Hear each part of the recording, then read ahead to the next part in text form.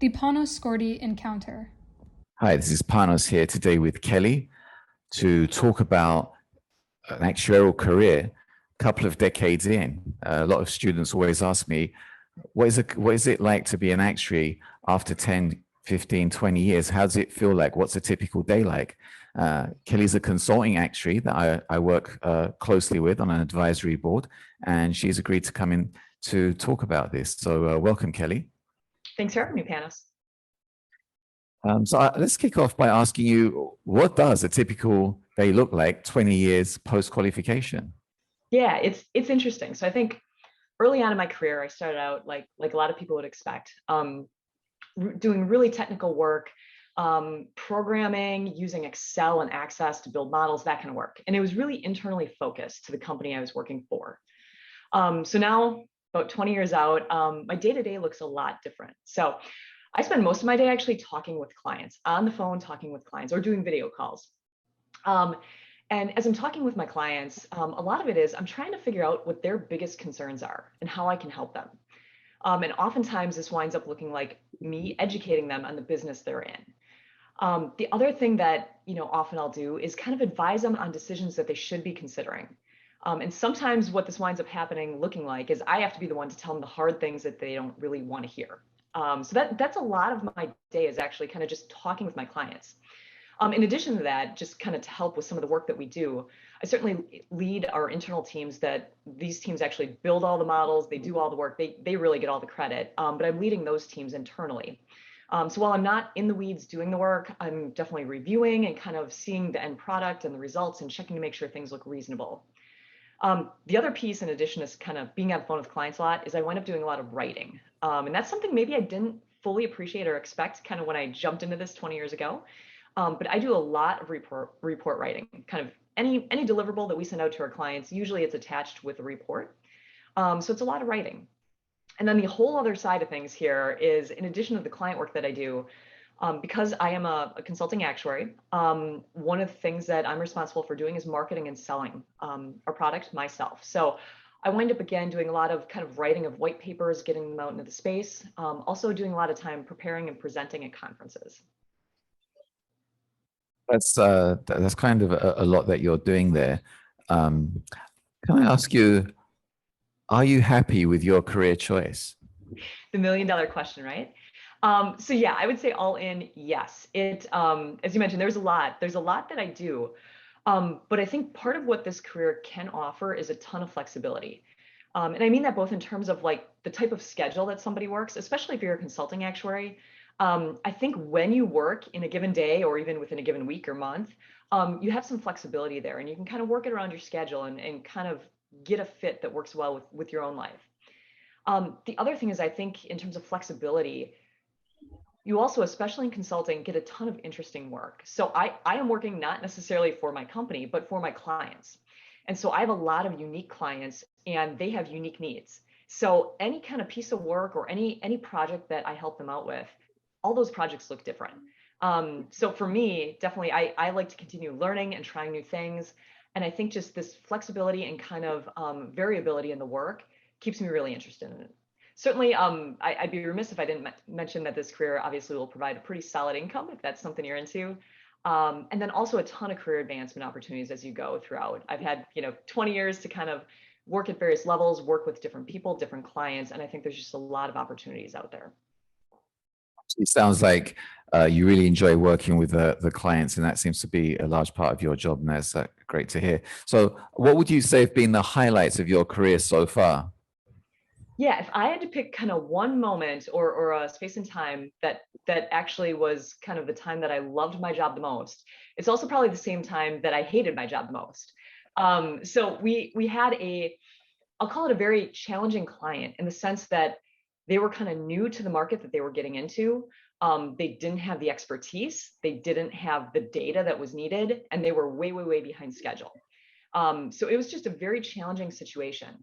But the reason that this was just absolutely the highlight for me so far, is that the team of folks that I work with are just, they were the best. And we took what could have been an absolute disaster situation for this client, and we just knocked it out of the park as a team. We were able to kind of help them, educate them, We were able to help them fix their data and their data systems. And then certainly on our side, we made up the timeline that was needed. So it's just, I think sometimes being an actuary can feel maybe a little bit isolating, but there's this whole other end of it that we're working together as a team. And the teams that I've worked with have been absolutely phenomenal. And we've been able to do some really amazing things because we work together as a team. Have there been any other big challenges that you've had to face? I'm sure there must have been a lot, but any other highlight challenges? Yeah, challenges for me. I think certainly for me, I mentioned earlier that, part of my job is to market and sell. And that's something that just doesn't come natural for me. It's just not in me. So I've had to really kind of work at that. And it does take a special skill set to not only do it, but to get a little bit more comfortable doing it. So I think that's been one of the bigger challenges for me, is just kind of, getting comfortable with marketing and selling and getting yourself out there and not being afraid to speak to people. If you had the chance to do certain things over, what would those things be? Yeah, great question. I think there's probably two areas. First would be, and I probably can't say this enough to the people I work with, speak up. If somebody you work with, has a question that anybody in the room could answer, be the person to raise your hand and actually speak up. Again, that's something that's not natural to me, but I think, especially if you're in the consulting space, our clients hire us because they want to know what's on our mind. And so it's really important when they ask you, what do you think, to actually tell them what you think. And so that took me a while to kind of learn that. And again, to get more comfortable with that. So I think the biggest thing that I wish I could kind of do over is just not being afraid to speak up and give my opinion. I think it's really valuable. I think the other thing that I've definitely learned throughout my career is the power of delegation and the power of doing it effectively. So I certainly had a situation where I was a little bit thrown into a manager position without a ton of training there. And I just didn't understand the power of delegation. So that would probably be the other area that I've just learned quite a bit throughout my career, the power of delegating. And again, getting teams together to work effectively all together. If you could go back 20 years and talk to Kelly 20 years ago, who's just about to start on her career, other than the things that you already mentioned, like you need to speak up and stuff like that, which is obviously very important. It's one of the things that I never used to do as well. And I'd be sitting there like fretting about stuff. And that's really important. But if you could go back to Kelly 20 years ago, what advice could you give her? Yeah. Again, great. This is quite interesting to go back and do it over again in the right way. And I would say I probably still don't have the right answers here for this one, but for me, for my own personal career, I think what's going to be valuable for most people's career as well is to get through the exams as fast as possible. If for me, I was very interested in kind of climbing that career ladder quickly. And I think exams are absolutely critical there. Plus, I mean, honestly, I would not want to delay the pain of going through exams any longer than you possibly have to. So for me, first thing would be get through exams as fast as possible. The second thing would be, again, for me, don't be afraid to ask questions. I feel like, again, I didn't always want to ask the questions because I felt like somehow that would show that I didn't know what I was doing. And that might be true. But I think asking questions allows you to learn the big picture concepts a lot more quickly. I think it's easy early on in a career to get really focused on the little area you're supposed to be doing, on the technical weeds of something.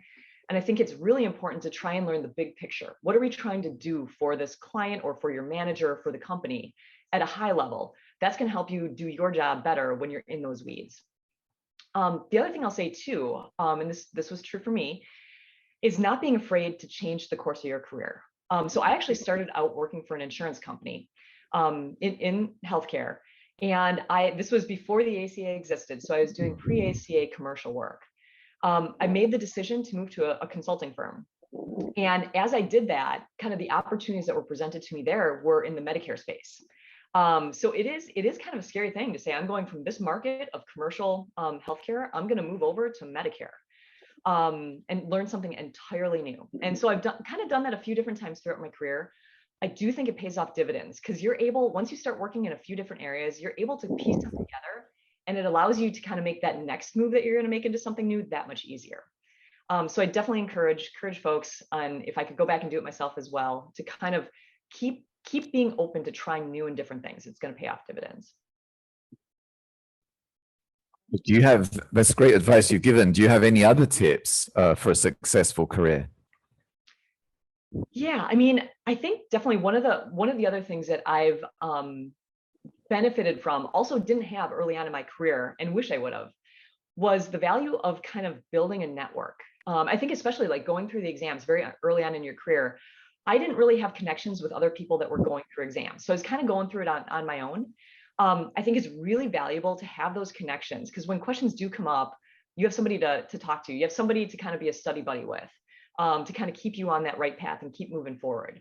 So I think that's something I wish I would have done earlier on, is building those connections. But definitely I would advise that to others as well. Build those connections, build your network. It's going to pay off. Kelly, thanks for that information you've given and sharing with us. I would love to actually have you back at a later date. I'm sure a lot of people are going to want some more information. But for now, what we'll do, thank you for coming. We're going to put your information in the description. If anyone wants to contact you, they'll be able to contact you directly. And this is your host, Panos Skordi, on the Panos Skordi Encounter. Take care wherever you are.